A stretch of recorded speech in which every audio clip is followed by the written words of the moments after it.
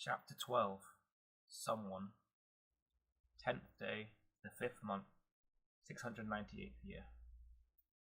4 long days went by. Dragatu was about to give up, find Freta, and learn what was going on, when finally he saw Jolna stumping towards him like an angry child. "What's your game, lad?" he said sternly, his cheeks red and breathing heavy. "No game, sir," Dragatu replied as he sat on a makeshift chair of dry mud. "Yes, there is," Jolnas insisted. "Why does everyone get one of those stones except me? Is this some sort of petty punishment for not letting you see Freta?" "I wanted to talk to you. I knew you wouldn't speak to me if I came to see you. You would think I was coming to see Freta. I hoped this would get your attention." Jolnas took a few moments before replying. "Well, talk." Dragatu quickly recited the speech he had prepared in the days he waited. "What's the most important thing to you, sir?" he began. "Freta," Jolnas said. "And what comes next?" "Doing what the Book of Law says." Good, Dragatu thought. Freta had said the only book her father had read was the Book of Law, and it was what her mother had used to teach her to read. "What does the Book of Law say about helping people?" Dragatu continued. "We are always to help others, if and when we can," Jolnas replied. "Where are you going with this, lad?" Dragatu bowed his head, looked at the floor, and then continued. "I need your help." "What could I possibly do to help you?" Jolnas said, the hotness fading slightly. Dragatu paused for effect. "I want to be able to see your daughter and be her friend. I've spent the last few weeks here for this purpose. I've dug more than any person would, on ground that is 3 times harder to dig on, all so I could give what I found to the people. I've done this so you would hear about it and see I'm willing to work hard to do good for the people. I could have given up, but I didn't. I want to gain your respect, so you'll let Freta and I have a friendship." Freta's father laughed deeply, his hands on his hips. Dragatu flexed both his hands in frustration, but waited. "You did all this to prove to me you were good," Jolnas said, as his laughter faded.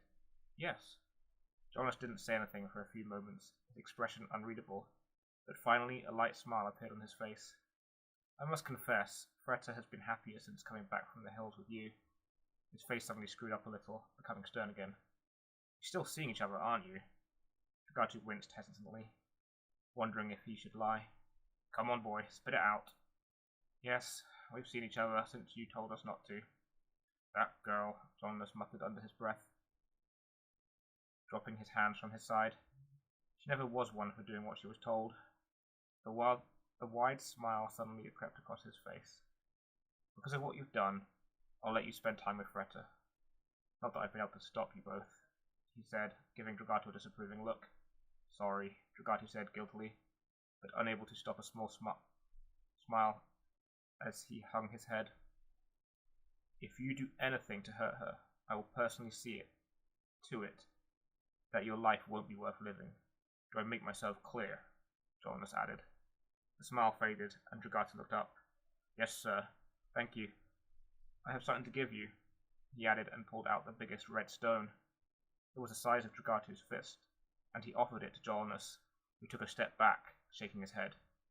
"So, all along you were going to bribe me," he said loudly, his cheeks going red. No, that was never my intention. I was going to give this to you no matter what the outcome." Jolnas looked Dragatu up and down. "You would have given me the stone, no matter what I said, even if I told you to never see Freta again." Dragatu nodded, looking him in the eye. "Well, I certainly misjudged you," Jolnas replied. "It appears you're a boy, no, a man of honor." He held out his hand. Dragatu stood up and gave him the stone. "I hope you know I only acted the way I did because I'm very protective of Freta." "I understand. She's a great girl," Dragatu replied. Jolnas smiled, nodding. He offered the stone back to Dragatu, who refused. "I insist you take it back," Jolnas said. "I don't need it. It would feel better if, for all your work, you got something as payment." Dragatu could see he wasn't going to convince him, and took it. "Thank you." Jolnas simply nodded, turned, and walked away. As he did, Freta appeared from behind a rock, ran up to him, hugged him, and whispered lovingly in his ear, "Thank you, Father." He chuckled. "There's no winning with you, is there?" "Nope," she said, with laughter ringing in her voice. He sighed. "Go on then, you two have fun." He watched Freta walk over to Dragatu and laughed to himself, knowing that for all their efforts to be friends, there was more to this. Dragatu had proven himself trustworthy and loyal, which was all he had wanted. "Now that was easy," Freta said as she hugged Dragatu. He laughed and shook his head. "For you, maybe." They then began to tidy up the camp, and Dragatu glanced to Freta while her back was turned. As he did, he felt something new and unfamiliar, but quickly ignored it. It scared him. They were focused on filling in the pit. Once they had finished, they decided to go to Dragatu's house, as Freta wanted to meet his family. Dragatu protested at first, worrying his brothers might seem odd to her, but she insisted. "I'm so glad you're home," Hilana said when she saw them in the kitchen. She thought about hugging him, but with Freta there, she just smiled. Instead, she asked how they were doing and what fun things they had been doing. Freta told her the story of Jolanus' disapproval, and their plan to gain his respect and acceptance. Once the story was over, Hilana could see the way Dragatu looked at Freta and was full of joy. At long last, Dragatu had found someone he considered a true friend, and more importantly, someone he was allowing to see behind the walls he normally put up.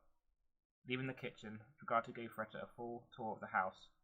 They ended it in the library. "I'll remember to bring the book I borrowed next time I come," Freta said. "It's okay. I think it's fine if you keep it. Call it a gift," Dragatu replied. "I'll bring it back. Honestly, it's fine. Keep it." She grinned and hugged him. "Thank you," she whispered. As she hugged him, the new feelings returned, and they were stronger. Trying to ignore them again, Dragatu stammered, "Would you like to stay for dinner?" "I would like that," Freta said as she stepped back from her hug. "But I'll have to go home afterwards. I don't want Father thinking I've abandoned him." During dinner, Dragatu noticed Phenon giving him wide grins from time to time, his round cheeks dimpling every time. Dragatu wondered why he was doing this, but said nothing. Dinner ended, and Freta thanked them. As she left, Dragatu walked her to the door and offered to walk her home. "I'll be fine," she said. "It'll be good to have some time to myself. You understand?" Even though Dragatu wanted to go with her, he did understand. "Goodbye, Dragatu," she said with a soft smile. "See you soon," he replied. As she walked away, Dragatu watched her, picturing her smile in his mind, and for the third time that day, the new feelings fluttered deep inside. It made him feel happy, but also incredibly vulnerable. The latter was hardest to digest. Once she had turned behind a house and was out of sight, he realized what these feelings were, and they complicated everything. Closing the door, he went up to his room and lay on his bed. His mind raced, thanks to the new feelings. He thought about how she hadn't wanted to talk about her previous relationship. Maybe she doesn't want a relationship. Does she even feel the same way? What if I told her and she didn't want to be my friend anymore? Dragatu felt powerless. He kept debating if he should tell her, but all the doubt in his mind stopped him from making a choice. It was as though every time he made a choice, doubt came and made him second-guess himself. Almost like the doubt was an expert hunter, waiting, and then pouncing at his mind to force him to change any choice he made. After an hour of laying on his bed, Eunyalus and Phenon entered. "Are you okay, Dragatu?" Phenon asked after a few minutes, noticing he was in a somber mood. Dragatu thought for a second. He hated it, but decided this was something they actually might be able to help him with. "It's no big deal, but I suppose you could help," he said casually, trying to disguise how much he was struggling. "I'm just thinking about Freta. I think she only sees me as a friend, but today I realized I see her as more than that." It was hard to say, but once he was surprised to feel less burdened. Phenon grinned and let out a quick laugh. Even Eunyalus smiled. Dragatu sat up, swung his legs to sit on the edge of the bed, and glared at them. "What's so funny?" Phenon struggled to contain his laughter. "You only just figured out today that you like her that way." "Well, yeah, Dragatu said, slightly angry, but mostly confused. "We knew from the moment we saw you together," Phenon grinned. "Isn't that right, Eunyalus?" Eunyalus nodded. Dragatu sighed with despair. It was bad enough that Phenon could tell. If Eunyalus could see it, then it was likely Freta knew. Dragatu buried his head in his hands and groaned. Then a thought occurred to him, and he looked up. How did you know before me? I guess I'm good at observing people, Finon said. You were relaxed around her, and you smiled more than I think I've ever seen you smile in your whole life. It was obvious to me. Fine, Dragatu said, then had what he thought was a genius idea. So, can you tell if she likes me in return? There was a pause of hesitation from Finon. Dragatu became impatient. Well? She's more complicated to read because I've only known her for a little while. I don't know her usual behaviour, but from what I can see, there is a strong chance she feels the same way. Dragatu finally smiled, but it faltered. Finon hadn't been sure. Do you think she knows I like her? Probably not, Finon answered. If she does like you in the same way, then she's probably asking herself all the same questions you are, and not seeing beyond her own feelings. How do you know these kinds of things? Dragatu asked. I don't know. I just seem to understand people. There was silence for a moment, as Dragatu reflected on Finon's words. Eunyalus lay on his bed, drawing as he listened. When no more questions came, Finon shrugged his shoulders and lay back on his own, smiling as he shut his eyes. Dragatu continued to sit on the edge of his bed. Were Finon's perceptions right? Was it worth taking the risk and telling her how he felt? He needed more time to think. Suddenly, Eunyalus put down his drawing pad and spoke up. There's only one obvious conclusion. Dragatu looked at him expectantly. If she's a true friend and only wants to be friends, then she will understand your feelings and respect them. You will have to control how you feel, but then you will stay friends. If she's not a friend worth having, then she'll probably let the friendship go, and you'll be better off, because a true friend wouldn't do that. However, if she does like you, and I can't understand why, he smiled, and Dragatu rolled his eyes, then it will all be fine, and you will both be happy. Dragatu thought about his words. He's right, you know, Finon interrupted, opening his eyes. I know, Dragatu said in a defeated tone. So I have to tell her how I feel? Yes, was the synchronized reply. But how? Dragatu said with a groan. She's smart and funny. She'll not like it if I fumble some pathetic confession of my feelings, making me look like an idiot. I don't know how to do this, he confessed, dropping all his barriers against being helped. You know her best, Finon said encouragingly. What do you think will impress her the most? Dragatu's forehead screwed up as he began to think. She likes hunting and games, and books and reading. His face dropped, and he hung his head, placed his hands over the back of his head, ruffling his thick black hair, and rested his elbows on his knees. What's wrong? Finon asked. Dragatu dropped his hands and lifted his head. She likes romantic stories, he said despairingly. I have no chance. I know nothing about romance. What can I do that's romantic? This is a disaster. For the first time in his life, he contemplated giving up. Maybe I should just give up now. Is that really what you want? Finon asked knowingly. Dragatu thought for a second. No, I guess not, he said, sighing. If nothing else, I will try. That's more like the Dragatu we know, Finon said, and Eunyalus nodded. So what do you think you could do that's romantic? I don't know. She likes reading romantic stuff, so maybe I could write something. That would be impressive, but I wouldn't have a clue where to begin. We can help you, Finon said excitedly. We can help you put together something that expresses how you feel. Eunyalus is excellent at writing. If you told us what you wanted to say, we could work together and put it on parchment. Dragatu couldn't believe this was happening, but it was a good plan. Okay, we can work together. Brilliant, Finon said with a big smile. He got off his bed and walked over to Dragatu. Eunyalus, get parchment. It's time to write, with all our romantic might. Dragatu winced with slight embarrassment. Eunyalus brought the parchment over, and they worked long into the night. Finally, it was finished. Finon read out their combined effort. As the last word left his mouth, both he and Eunyalus smiled and looked at Dragatu. It's perfect, isn't it? Dragatu said. Eunyalus and Finon nodded.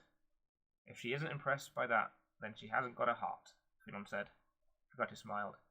Thank you both for your help, he said with a humble bow of his head. Eunyalus bowed his head in return, his long blonde hair falling over his face. A broad grin lit up Finon's. But if you tell anyone about this, I will string you up by your feet and beat you, Dragatu said sternly. Finon's grin burst into laughter, and Eunyalus joined him a moment after. Dragatu shook his head, ignored them, and set the parchment on the table. It was late, and he got into bed. He smiled as he pulled the blanket over him, and the laughter from his brothers faded. 11th day of the 5th month, 698th year. The next day, Dragatu waited until late afternoon to see Freta, taking the parchment with him in his pack. He wanted to take her to where he had found the red stones, and be there at night, when the stars were out. She loved the stars. Later that night they arrived at the ore pit. The sky was like a pitch-black blanket with an innumerable number of light-filled pinholes scattered randomly across it.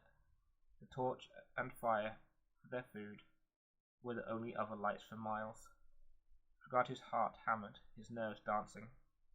"Dragatu, are you okay?" Freta asked, as Dragatu stared into the fire and threw a couple of stones into it. He took a deep breath and turned to her. "There's something I have to tell you, but I don't know how you will react. Firstly, I have a couple of gifts for you." She was silent as he moved. Dragatu pulled the sheet of parchment out of his pack and put it on the ground beside him. He pulled out the other wolf tooth that had been strung into a necklace like his. "I want you to have this," he said, offering her the necklace. "I want it to always remind you of when we first met, and what an incredible thing we did together." "Thank you." She smiled, took it from him, put it around her neck, and pulled the knots to tighten it. Dragatu watched her and gained some confidence. It was going well, but the biggest risk was about to come, and he took another deep breath. "I've also written something for you.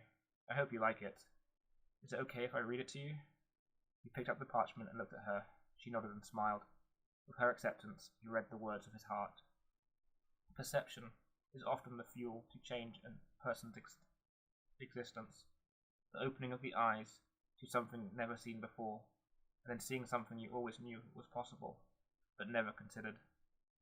It was revealed to me in a single instant, and I was blinded by a revelation that turned a seed unknown into a rosa fully understood.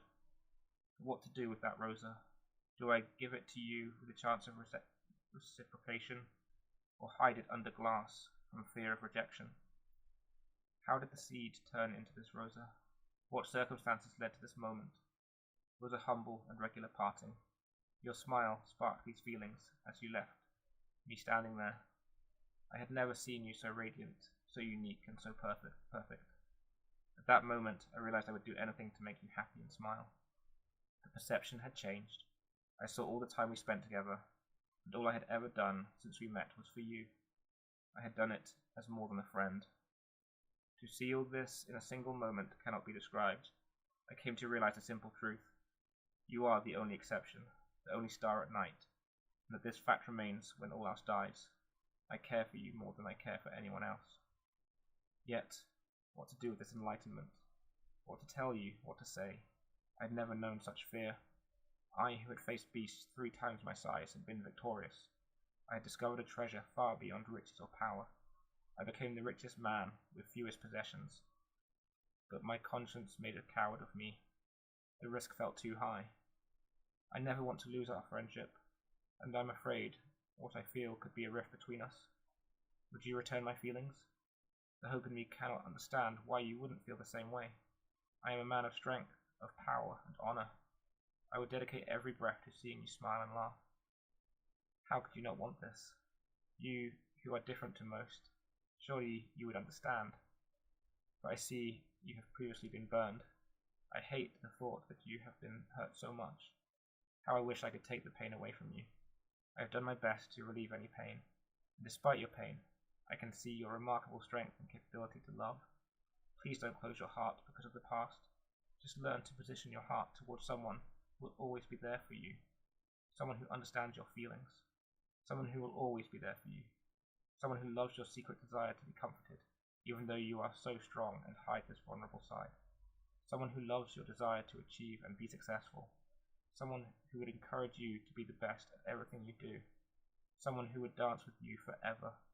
Someone who comprehends your space and time and would understand when you needed yours, but let you have his when you needed it. I could be that someone, but if not, I hope one day you will find him. Dragatu finished, and his hand shook slightly as he folded the parchment. He looked up at her and waited for her to say something. She was silent for a few seconds and stared at the ground. Slowly she looked up. She spoke so softly that he nearly didn't hear the words. That was beautiful, Dragatu. I feel the same way. He smiled with relief and joy, and she smiled back. Dragatu held out his hand, and she took it. He stood up, and once more she followed his lead. He took a step towards her, and again she mirrored his actions. Their reflection met, and they kissed gently underneath the starlit sky.